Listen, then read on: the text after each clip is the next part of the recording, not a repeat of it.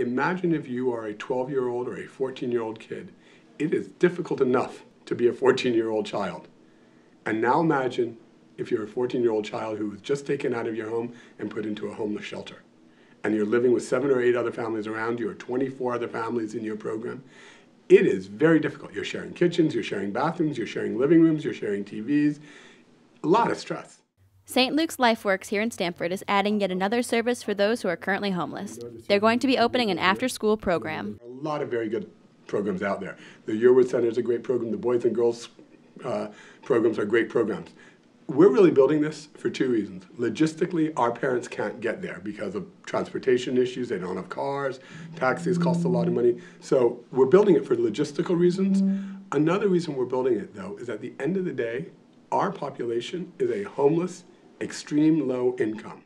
More than just play, St. Luke's is planning a curriculum that will foster developmental advancement for each child. We have the curriculum. We know what works. We know our children, they live here, and so we can help them permanently. Okay, a lot of our children, they have weight issues. A lot of them are overweight because they don't get the required 30 minutes of physical activity per day.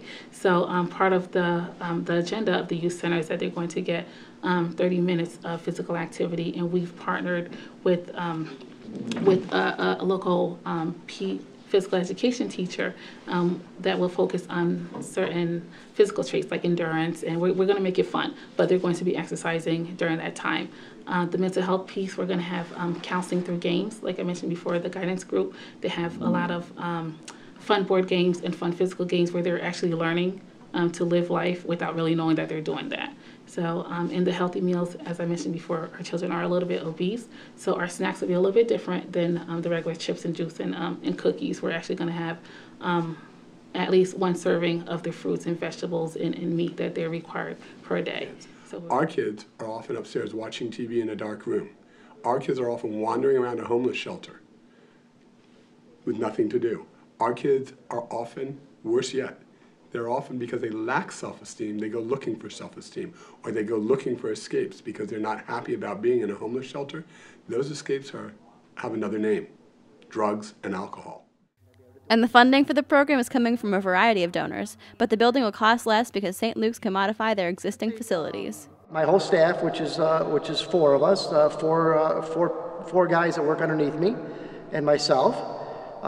It's going to take us probably 6 weeks to put it all together.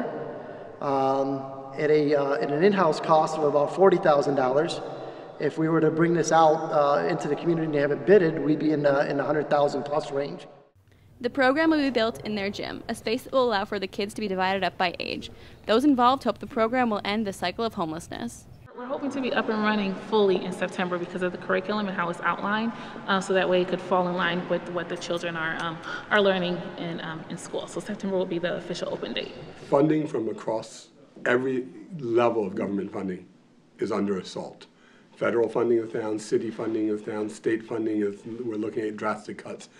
Despite all that, we're doubling down on youth services. We're actually putting more money into youth services than ever. We're building this youth center, which costs tens of thousands of dollars to build, and then also thousands of dollars to run, as additional expenses to us. We're doing it because we know ultimately it's a very good investment. If we spend, I'm going to make up some numbers, $50,000 building a youth center, and $25,000 more than incrementally running it than what we did before, or another $50,000, that $100,000 will pay for itself if just 1 kid breaks the cycle of homelessness, just 1 child.